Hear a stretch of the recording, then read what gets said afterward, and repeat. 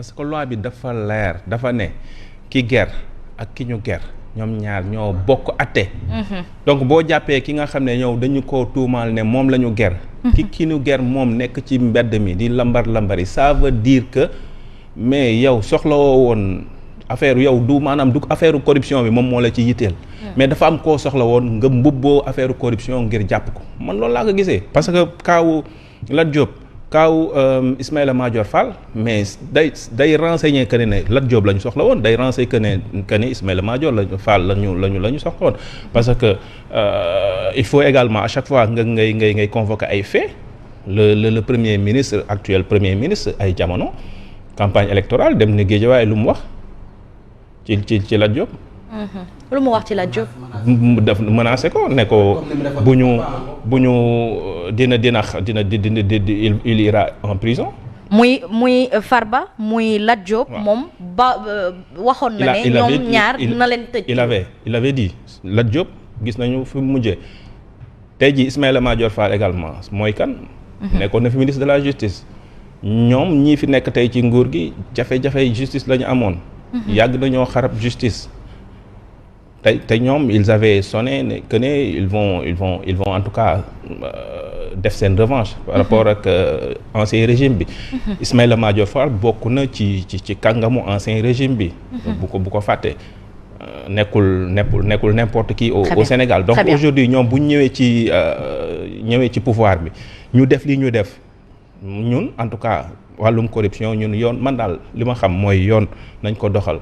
amul xaj amul seen ki nga xamante ne bi moom moo dem di ger ak ki ñuy ger ñu ngi jiñante ñoom ñaar ñëpp ngay jàpp ne rap ci kaso bi. bu door a def enquête def say enquête. très bien ku ci set nga set si mais boo bàyyee kenn rek jàpp kenn rek ça veut dire que ne yow déjà yow jalgat nga yoon. te yaa ngi bëgg a doxal yoon. mais yow jalgat nga yoon wi kon ginnaaw Lat Diop Farba Ngom kii nga xamante ni moom moo di Mansour Faye mi ngi wax ni moom loxoom set na wecc kon bu ñu ko jàppee tëj lu ko kaso règlement de compte la on peut dire la même chose pour Ismaïla Madior Fall.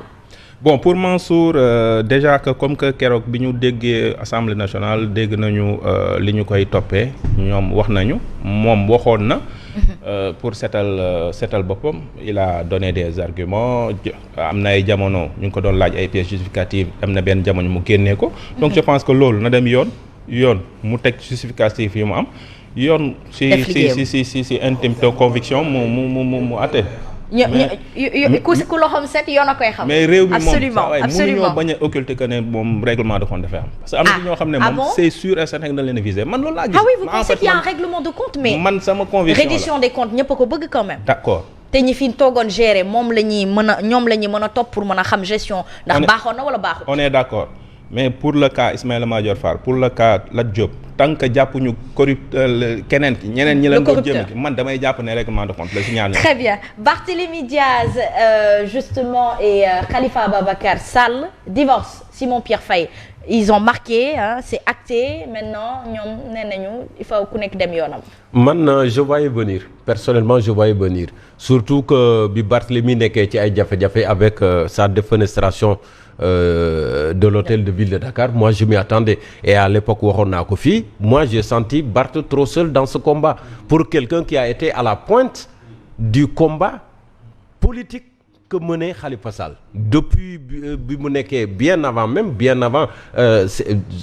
mi ngi jóge peut-être ci séparation bi avec le Parti socialiste on a vu tout le temps Barth aux côtés de Khalifa Sall tout le temps ba lii am ci diggante bi yëpp. Mais pour Barth, j'ai senti qu'il était seul.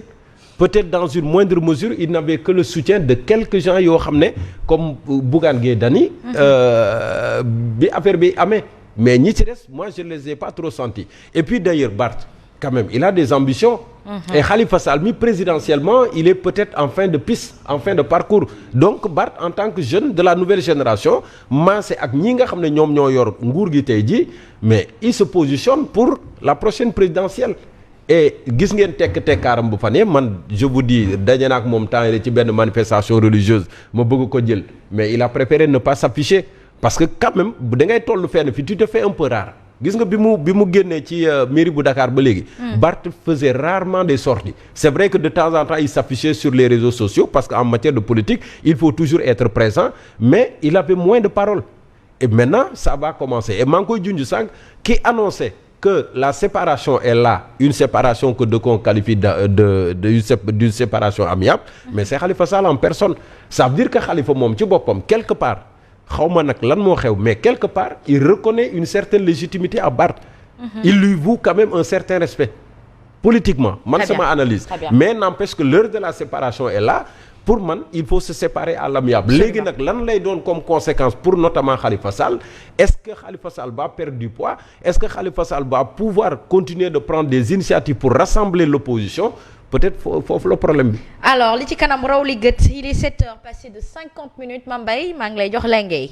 jërëjëf ma jël samay lenga kami damay attirer seen attention yéen ñi nekk ci plateau bi nii te tey li ma arrivé fii. lan moo la arrivé waa matinal bi yëpp ñoom Mantoula yow team matinal bi ASPT bi fii ay ruelle bii bi may ñëw ci fajar ay vers 4 heures 5 heures yooyu dama ñëw di am ñaari gars yu ma jàkkaar lool trentaine wala lu ko gën a néew kenn ki pull bu weex la sol kenn ki lu gris xaw ma sol casquette bi ñëwee ba tollu sama hauteur kenn ki fii la génne pistolet nii pistolet la génne nii def ma ko nii cooto bi pistolet la génne def ma ko nii soote bi ma xaw a accéléré taxawaat parce que am na ñaari daam yu doon ñëw sama ginnaaw ma doon xool ñoom lu ñuy def ak ñoom. waaw xam ne dama ragal ne dañ dugg kon ci fii fi ñuy nettoyer foofu xam naa fa la ñuy liggéeyee man ma taxaw ñoom ñu taxaw gestu ma xool ba si yàgg ma ne ma continuer ñoom def naa dañ jàdd dem donc bee boo ngeen bàyyi si xel. ban heure la amee dañ doon dox. ban heure la amee. man maa ngi fekk si fii. ci fajar gi 4h50 ay heure yooyu. diggante 4h30 ba 5h. su ma juumul non xoolal noonu lañ dégg pistolet lañ génne def ma ko nii boobu maa ngi si oto bi di dawal donc nañu maytu xaw ma nag lu ñu si jublu peut-être am na ku ñu doon xaar ba sonn fii gisuñu ko ñu dem wala peut-être ay agresseur lañu. agresseur ba xaw ma du ma cible parce que dama yaakaar ne bu doon maay cible dinañ tiire mais en tout cas def nañ ma nii ma avancé ñu taxaw gestu ma donc dañ ci bàyyi xel bu baax insécurité bi fi am nañ ci jóg. non mais man pour man il faut alerter parce que si je me rappelle bien keroog maa ngi dégg Kader muy wax ne dañ ko doon agressé fii déjà yow également ñu génneel le pistolet sama xel ñaaw nañ moytu balaa jombe di fi am fii ñu naan xamoon nañ ko du xamoon nañ ko lu ñu wax la ba pare très bien mais merci d'avoir alerté yaakaar naa ne autorité yi ñu yëg ci kaw tribune bi nee nañ dong ci kaw Malika Plage femme transformatrice la produit de l'élevage nee na dina fi ñëw Abdou Karim Café Touba Bamba jëf jël nuyu naa ko baax sa si ses daal moom may 2 secondes ma yokk ci gis nga man moom comme man ni man maa pare bu yàgg on avertit encore ñi ñu war a avertir am na lu fi xew fii fajar dama ko nettaliwut maire bi boo demee laaj maire yi nañ fekkee nañ ko waaw jarul sax di wax